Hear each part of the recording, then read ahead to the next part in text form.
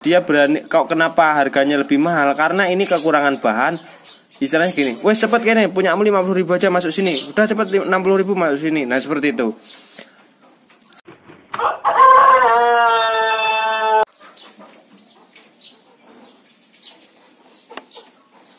Assalamualaikum warahmatullahi wabarakatuh. Oke rekan-rekan, mumpung saya pulang harus saya rangkum semua video-video yang harus saya buatkan supaya nanti kalau saya sudah berangkat kerja jadi nggak kosong terus. Karena begini rekan-rekan, saya memang membuat video tanpa konsep. Begitu terlintas apa yang harus saya buat ya saya ucapkan. Makanya saya mohon maaf kalau ketika kata-kataku ngawur wong ya, kata-kataku ceplas-ceplos ya memang yang terlintas itu aja. Jadi nggak tak konsep, tak DP karena ya kaku. Karena begini loh rekan, memang banyak sih influencer atau YouTube. Aku bukan YouTuber ya, pokoknya aku dulurmu gitu. Pokoknya nggak usah ngomong YouTuber lah aku. Jadi banyak benar influencer yang menerangkan tentang ternak khususnya ayam. Jadi memang rekan-rekan banyak sekali influencer yang membagikan ilmu, edukasi dan sebagainya atau tutorial. Itu nggak apa-apa rekan-rekan, amati di situ nggak apa-apa. Karena itu juga bisa memperkaya pengalaman kita atau bahkan pengetahuan kita tentang dunia ternak. Dan saya pun juga kadang nyimak juga video rekan-rekan influencer tentang ternak ayam, itu saya simak bagaimana sih. Tapi kadang memang ya rekan-rekan, namanya prinsip, pola pikir itu kadang berbenturan dengan orang lain. Karena kalau kita satu pemikiran nggak mungkin. Kalau kita satu pemikiran semua terus untuk tujuannya baik, negara kita sudah negara juara istilahnya. KCE ngomong ngono. Jadi saya minta tolong kepada rekan-rekan, bedakan begini rekan-rekan. Ya sebenarnya saya males sih, cuma saya mengikuti perkembangan ini banyak yang membagikan teori kadang nggak dibarengi dengan praktek, terus nggak dibarengi dengan berkelanjutan, terus kadang itu benar-benar dari YouTuber gitu loh. Dia jadi ngejar jam tayang, ngejar AdSense, jadi dikejar terus. Kadang judulnya begini, isinya begini, kadang tiap hari. Ini saya nggak masalah seperti itu. Cuma rekan-rekan itu kadang yang menjadi saya ya nggak risih sih. Cuma kadang nggak pas aja gitu loh. Tapi ya nggak apa-apa sih untuk memperkaya. Nggak usah nyinggung itulah Bang. Jadi kita akan bahas hari ini ya. Saya tadi ngomong kosong lah pokoknya ya. Kita akan bahas, Mas, bisakah ini dijadikan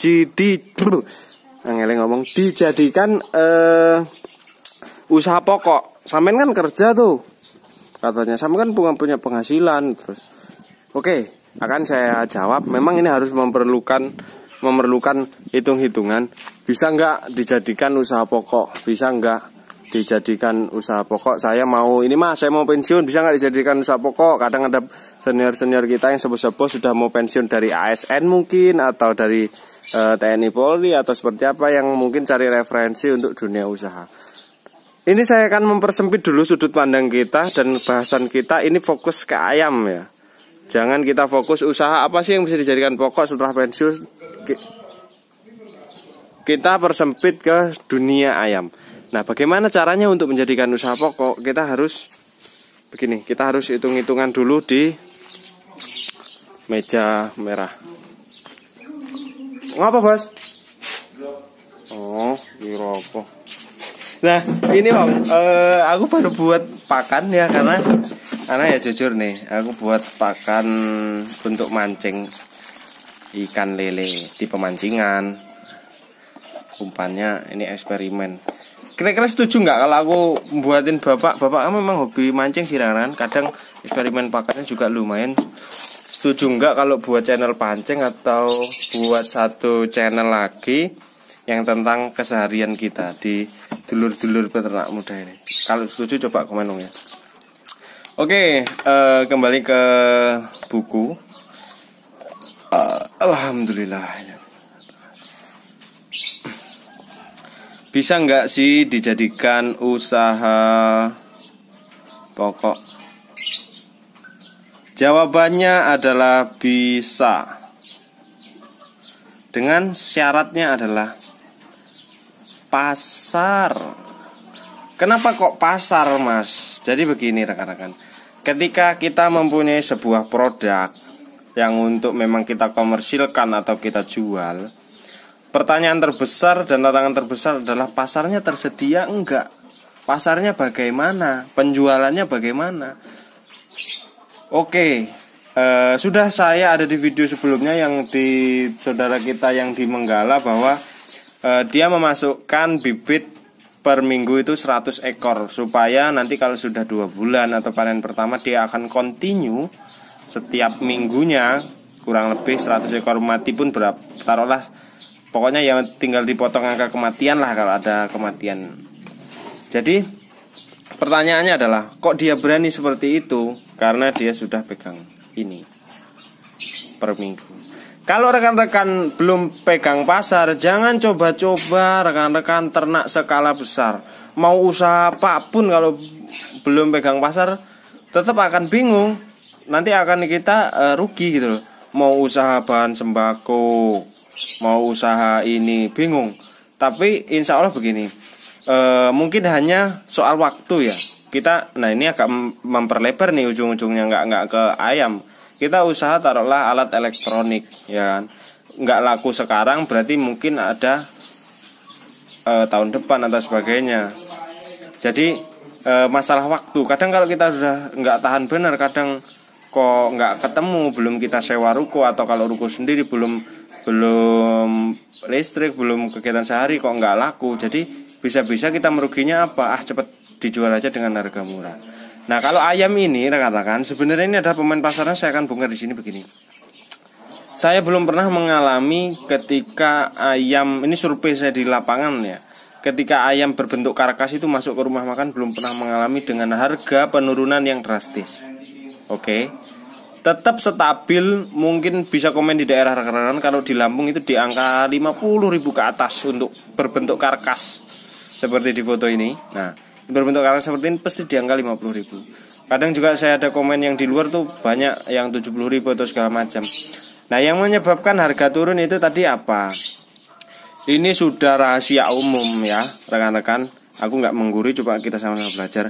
Ketika bahan banyak ya toh, harga pasti turun.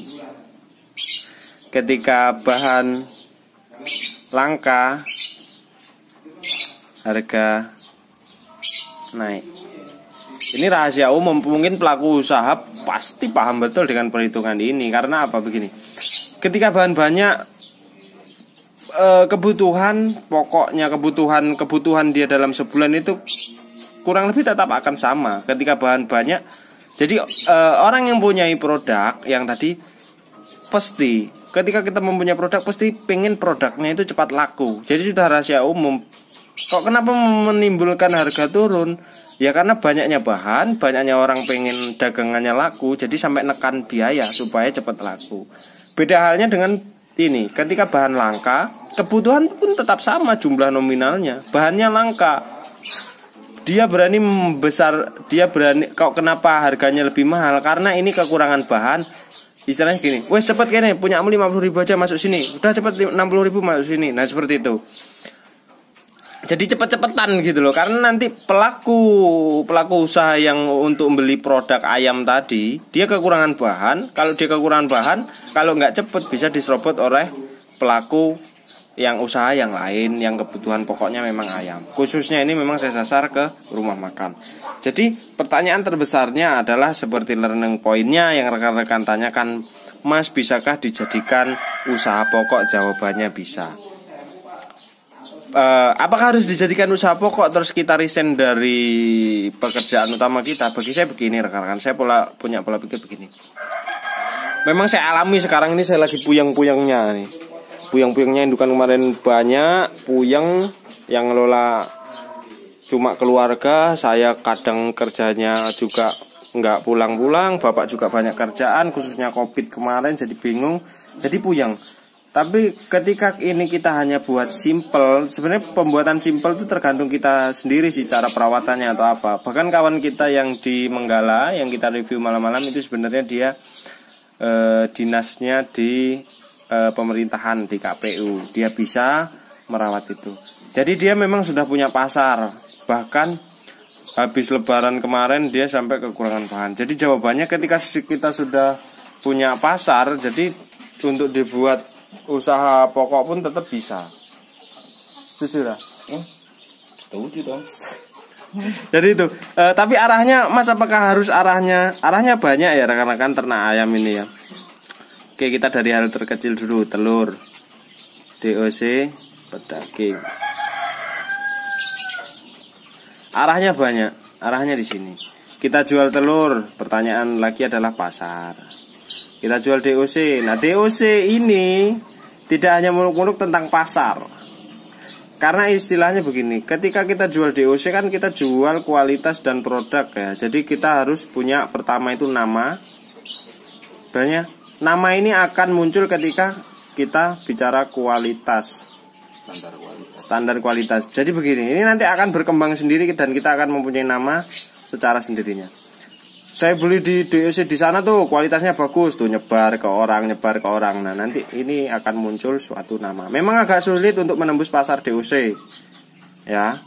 Saya pun kalau pemasaran saya nggak canggih atau lewat YouTube seperti ini, saya nge-framing cara pemasarannya, orang nggak akan tahu ayam buatan saya, ayam DOC saya itu nggak akan tahu kalau nggak saya expose di media gitu loh. Apalagi kita kan sebatas rumahan. Nah, apalagi kita sebatas rumahan, karena ini lawannya apa rekan-rekan?